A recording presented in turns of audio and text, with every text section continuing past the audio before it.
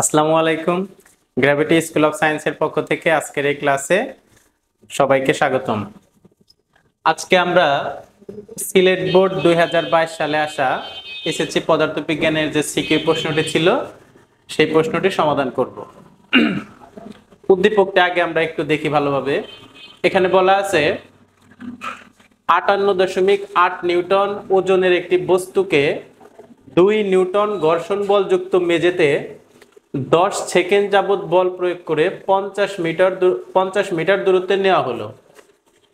এরপর বল সরিয়ে নেওয়ায় ঘর্ষণ বলের কারণে কিছুক্ষণ পর বস্তুটি থেমে গেল আর কি। অর্থাৎ 58.8 নিউটন ওজনের একটি বস্তু, ঘর্ষণ বল হচ্ছে 2 নিউটন। এই বস্তুটার উপরে 10 সেকেন্ড যাবত বল প্রয়োগ করা হয়েছে। 10 সেকেন্ড যাবত বল প্রয়োগ করে অবশ্যই বস্তুটির একটা সরণ ঘটছে, সেটা হচ্ছে 50 মিটার দূরত্ব। 50 মিটার দূরত্ব তাকে নেওয়া হলো। এরপর বলটাকে সরিয়ে নেওয়া হয়েছে। বলটাকে সরিয়ে নেওয়ায় আমরা জানি বল সরিয়ে নেওয়ার পরে বস্তুটা ঘর্ষণ বলের প্রভাবে কিছু দূর যায়, সেটাই যে ঘর্ষণ বলের কারণে কিছুক্ষণ পর সে থেমে গেছে। আচ্ছা, এখন প্রথম প্রশ্নটি হচ্ছে উদ্দীপকের বস্তুর উপরে, ওই বস্তুটার উপরে প্রযুক্ত বলের মান নির্ণয় করো। যে বস্তুটার উপরে কত বল প্রয়োগ করা হয়েছিল, প্রযুক্ত বল। তো আমরা প্রযুক্ত বলের সূত্রটা কি জানি? প্রযুক্ত বল যে আমরা জানি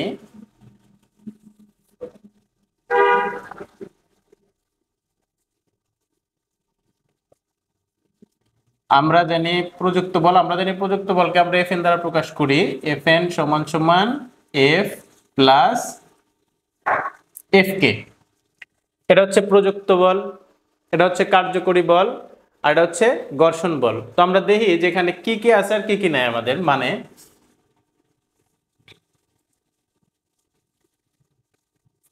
এখানে 2 নিউটন হচ্ছে ঘর্ষণ বল, অর্থাৎ ঘর্ষণ বলের মান দেওয়া আছে এফ কে।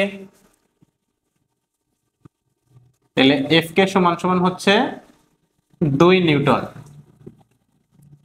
আর এরপরে হচ্ছে প্রযুক্ত বলটা হচ্ছে আমরা বের করব, আর আমাদের কার্যকরী যে বলটা সেই বলটা লাগবে। অর্থাৎ এফ আমরা কিন্তু এটা এরকম করতে পারি যে এফ সমান সমান কি এম এ। তাহলে M A plus F K, F সমান সমান এম এ। আচ্ছা, এখানে এম এর মান লাগবে, এর মান লাগবে এম। দেখো যে বস্তুটির ওজন দেওয়া আছে 58.8 নিউটন।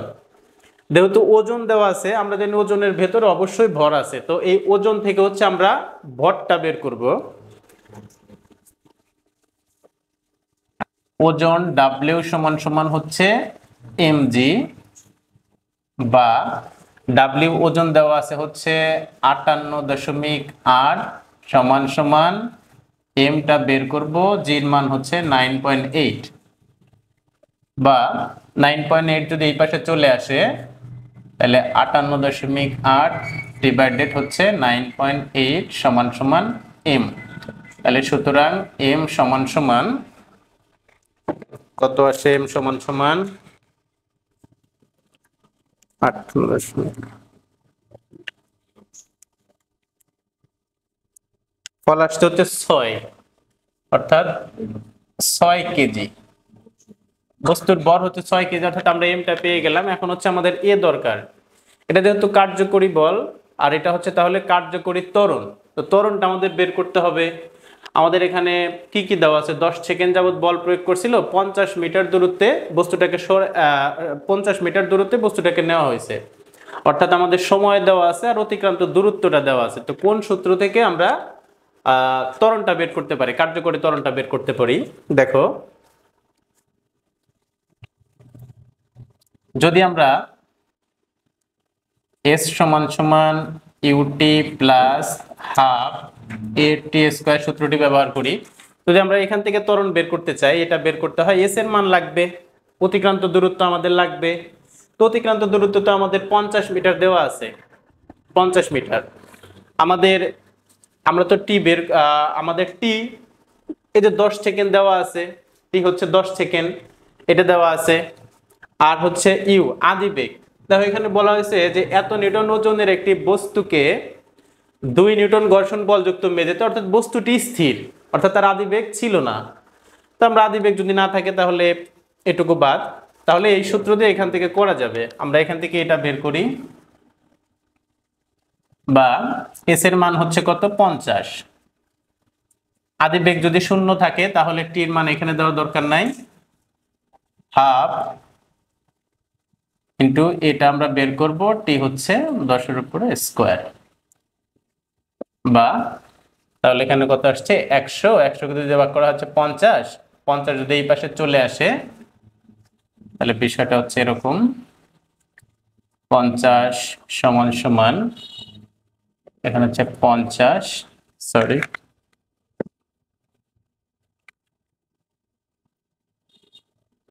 50 বা এ সমান সমান 50/50, অর্থাৎ ত্বরণের মানটা হচ্ছে 1 মিটার/সেকেন্ড স্কয়ার আসছে। এখন আমরা মানগুলো বসিয়ে দিলে হয়ে যাবে। এম এর মানটা ছিল হচ্ছে 6 ইন্টু এর মান হচ্ছে 1 প্লাস ঘর্ষণ বলের মান ছিল 2, অর্থাৎ 8 নিউটন। অর্থাৎ এখানে বলা হয়েছিল যে উদ্দীপকের বস্তুর উপর প্রযুক্ত বলের মান নির্ণয় করো। এখানে উদ্দীপকের বস্তুটির উপর প্রযুক্ত বলের মান ছিল 8 নিউটন। আশা করি তোমরা বুঝতে পারছো। এখন আমরা পরবর্তী গ নাম্বারটা করব। এখানে কি বলা হয়েছে, বলা হয়েছে বল সরিয়ে নেওয়ার পর কত দূরত্বে বস্তুটি থেমেছিল। আমরা এখানে দেখছি উদ্দীপকে যে 10 সেকেন্ড পরে বস্তুটির উপর থেকে বল সরিয়ে নেওয়া হয়, আর এরপরও বস্তুটি কিছু দূরত্ব অতিক্রম করে, তারপরে বস্তুটি থেমে যায়। তো সেই বল সরিয়ে নেওয়ার পর কত দূরত্ব অতিক্রম করার পর বস্তুটি থেমে গেছে সেটা আমাদের বের করতে হবে। আচ্ছা, আমরা একটা বিষয়, ঘর্ষণ বলের বিষয় থেকে একটা বিষয় জানি যে একটা বস্তুর উপরে যত সেকেন্ড যাবত বল প্রয়োগ করা হয়, যদি বলটাকে সরিয়ে নেওয়া হয় তাহলে পরবর্তী সময়ে বস্তুটি শুধুমাত্র ঘর্ষণ বলের প্রভাবে যায়।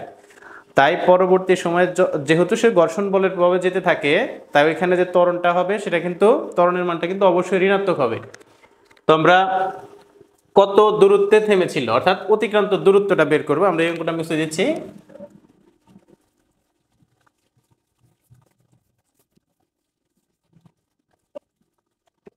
আচ্ছা, বিষয়টা হচ্ছে এরকম, সাপোজ ধরো এটা ছিল বস্তুটা এখানে আসলো, এখানে আসছিল 50 মিটার দূরত্ব, এখানে 10 সেকেন্ড যাবত বল প্রয়োগ করা হয়েছিল। এখানে আসার পর যদি বলটা সরিয়ে নেওয়া হয় তাহলে বস্তু আরো কিছু দূর যাবে, এইখানে আসবে। এই দূরত্বটা আমাদের কাছে জানতে চাইছে, এই দূরত্বটা কত দূরত্বে গেছিল। আর এই জায়গাটুকুকে কিন্তু অবশ্যই সে শুধুমাত্র ঘর্ষণ বলের প্রভাবে চলেছে, অর্থাৎ মন্দনে চলেছে। এই দূরত্বটুকু আমরা বের করব। তাহলে এখান থেকে একটা জিনিস তোমরা খেয়াল করো যে প্রথম অংশের যেটা হচ্ছে শেষ বেগ অর্থাৎ 10 সেকেন্ড, এই 10 সেকেন্ড পরের যে শেষ বেগটা সেটাই কিন্তু পরবর্তী অংশের আদি বেগ। এই 10 সেকেন্ড পরে যে শেষ বেগটা অর্থাৎ এইখানে যে একটা বেগ, এই বেগটাই কিন্তু পরের অংশের আদি বেগ। আর বস্তুটি কিন্তু এক সময় থেমে গেছে, তাই তার শেষ বেগটা হচ্ছে 0, অর্থাৎ শেষ বেগটা আমরা জানি। আর 10 সেকেন্ড পরে যে বেগটা আসবে সেই বেগটা হচ্ছে তার আদি বেগ।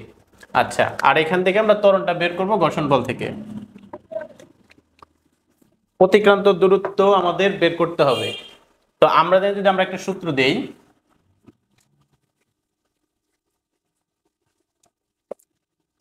আমরা জানি বি স্কয়ার সমান সমান ইউ স্কয়ার প্লাস ওয়াইস। আচ্ছা, এখান থেকে যদি আমরা এস এর মানটা বের করতে চাই, তাহলে আমাদের এ লাগবে, অর্থাৎ ত্বরণ লাগবে। আমরা জানি ঘর্ষণ বলের প্রভাবে যে ত্বরণটা সেটা অবশ্যই ঋণাত্মক আসবে, কারণ বস্তু তখন মন্দনে চলে। তাহলে এখানে এ সমান সমান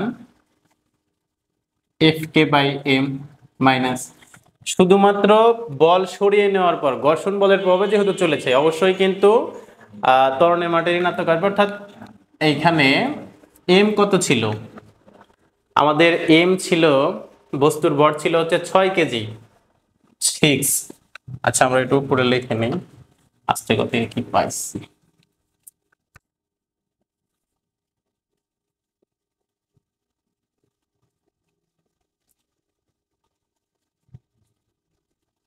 এম ছিল 6 কেজি। আচ্ছা, তাহলে আমরা এখন লিখতে পারি যে সুতরাং এ